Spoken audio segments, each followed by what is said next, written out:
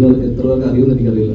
നമ്മളൊരു പ്രൊഡ്യൂസർ എന്ന് പറയുകയാണെങ്കിൽ നിങ്ങൾ എൻ്റെ പടത്തിന് കോ പ്രൊഡ്യൂസർ ആവണം എന്ന് പറയുമ്പോൾ ആ കോ പ്രൊഡ്യൂസ് ചെയ്യാനുള്ള കമ്പനിക്ക് മിനിമം ഇദ്ദേഹത്തിൻ്റെ കുറച്ച് പൈസ ഉണ്ടാവും എന്നൊരു തോന്നലുണ്ട്.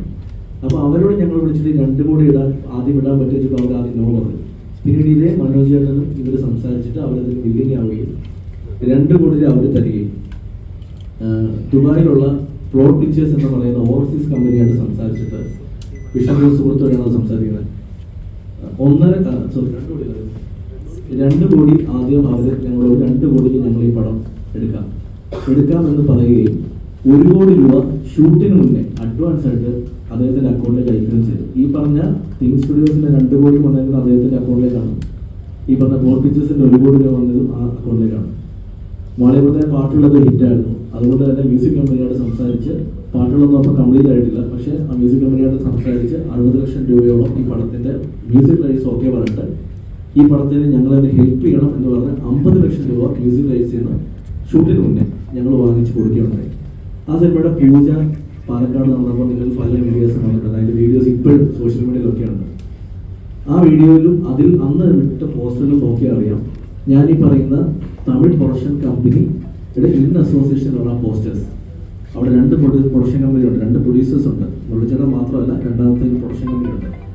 അന്ന് ആ വേദിയിൽ ഞങ്ങൾ സംസാരിച്ചപ്പോൾ മീഡിയക്കാരാണെങ്കിൽ ഞാൻ പറഞ്ഞ വീഡിയോ ഇന്നും സോഷ്യൽ മീഡിയയിലുണ്ട്. ഇതൊരു വലിയ സിനിമയാണ്, പറഞ്ഞ ബഡ്ജറ്റിൽ തീരുമെന്ന് പോലും അറിയില്ല, 90 ദിവസത്തിനടുത്ത് ഷൂട്ട് വരുന്നൊരു സിനിമ, ഏകദേശം 15 കോടിക്ക് 20 കോടിക്ക് അകത്ത് ആവാം എന്ന് ഞാൻ പറഞ്ഞൊരു സ്റ്റേറ്റ്മെന്റ് ഉണ്ട് അവിടെ. ഈ സിനിമയുടെ ഈ പറയുന്ന ചെന്നൈയിലുള്ള പ്രൊഡക്ഷൻ ഹൗസിന് കൊടുത്തേക്കുന്ന ബഡ്ജറ്റിന്റെ കോപ്പി ഞങ്ങളുടെ കയ്യിലുണ്ട്. മുരളിച്ചേട്ടൻ കൊടുത്തിരിക്കുന്നത് ഈ കൊടുത്തിരിക്കുന്ന കോപ്പിയിൽ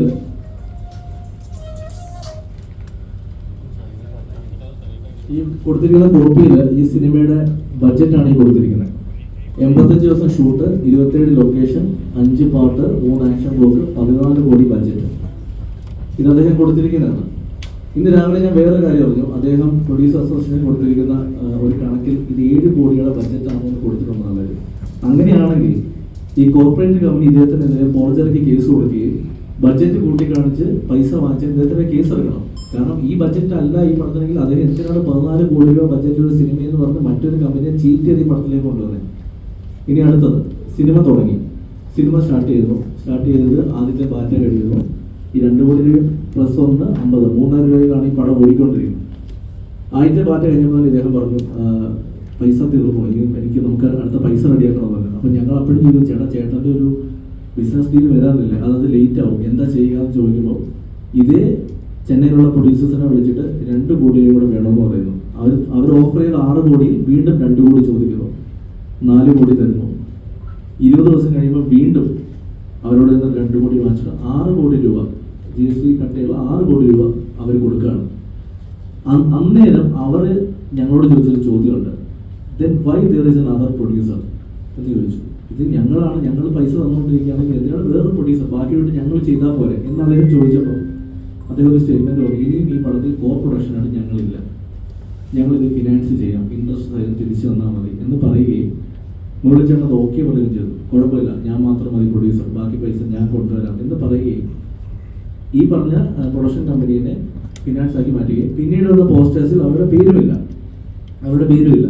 സൈഡിൽ എംബ്ലം മാത്രം വെക്കുകയുണ്ടായിരുന്നു. പിന്നീട് അദ്ദേഹം ഈ പടം തീരുന്ന സമയമായപ്പോഴത്തേക്ക് കുറച്ച് പൈസ കൊണ്ടുവന്നു. ഏകദേശം എൻ്റെ ഒരു കണക്ക് കറക്റ്റാണെങ്കിൽ 3.5-4 കോടി രൂപ അദ്ദേഹം പല സ്ഥലങ്ങളിൽ കൊണ്ടുവന്ന് പല സമയത്താണ് ഈ പടത്തിൽ ചെയ്തിട്ടുണ്ട്. ശേഷം പടം തീർന്നു. ഈ പടം തീർന്നു കഴിയുമ്പോൾ സിനിമ അറിയുന്നവർക്കും സിനിമ ഇൻഡസ്ട്രി വർക്ക് ചെയ്യുന്നവർക്ക് അറിയാം, ആർട്ടിസ്റ്റുകൾ ഡബ് ചെയ്യണമെങ്കിൽ അവരുടെ സാലറി സെറ്റിൽ ചെയ്യണം. ഈ സിനിമയിലെ ഒരു ആർട്ടിസ്റ്റിന് പോലും അദ്ദേഹം സാലറി സെറ്റിൽ ചെയ്തിട്ടില്ല. ഇന്നലെ അദ്ദേഹം